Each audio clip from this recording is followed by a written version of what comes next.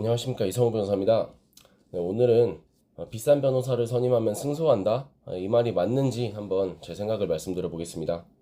네, 흔히 영화나 드라마 같은 데서 뭐 그런 대사가 나오곤 하죠. 뭐 비싼 변호사라서 이길 수 있다라거나, 제가 얼마 전에 봤던 보통의 가족이라는 영화 초반에도 그런 대사가 나오기도 하고, 또 흔히 사람들 인식으로도 그런 인식이 있기도 한 것 같습니다. 그런데 제가 변호사로 일을 해보면서 드는 생각을 말씀드리면, 저는 꼭 그렇지는 않다고 생각을 합니다. 네, 물론 비싼 변호사, 예를 들면 대형 로펌 변호사라든지 정관 변호사님들이라든지, 네, 그런 경우에는 확률적으로 그래도 스펙이나 실력이나 뭐 성실성이나 이런 게 좋을 가능성은 높겠죠. 네, 그러한 역량이 있으니까 뭐 대형 로펌에 들어갔거나 판검사가 됐겠죠. 네, 하지만 뭐 그렇다고 꼭 승소를 보장해 주는 건 아닙니다.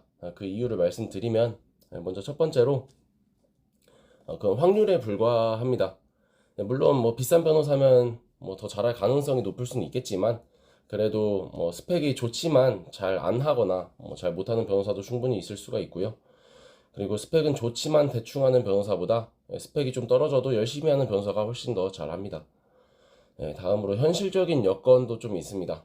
대형 펌은 보통 업무량이 엄청 많습니다. 저도 대형 펌에 있을 때 너무 많아서 개별 사건 하나하나 온전히 챙기기가 좀 어렵습니다. 그리고 정관펌 같은 경우에는 보통 소속 변호사, 어소라고 하는데, 소속 변호사가 주로 일 처리하는 경우가 많고 정관 변호사님이 직접 하지 않는 경우가 많아서 소속 변호사 따라서 좀 복불복인 게 있습니다. 그리고 대형 펌이나 정관 펌이나 보통 소속 변호사가 일을 하는데, 소속 변호사 하는 그 승소를 한다고 뭐 그게 꼭 돈으로 뭐 인센으로 연결되는 경우는 잘 없습니다. 그래서 승소 유인이 크지가 않아요. 그리고 세 번째로 사건의 특성도 좀 있는데, 대부분의 사건은 그 사건 자체만으로 좀 결과가 어느 정도 정해져 있는 편입니다.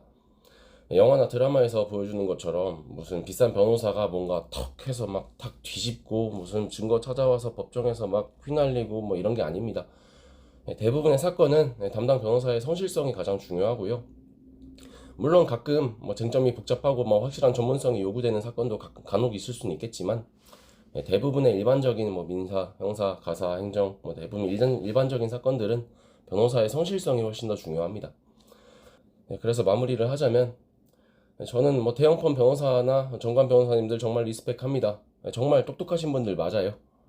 그런데 그래도 막상 변호사로 일을 해보면서 실무적으로 지켜보면 스펙 좋고 똑똑하고 이런 것보다 얼마나 사건을 더 신경 써주느냐, 이게 훨씬 더 중요한 것 같고요.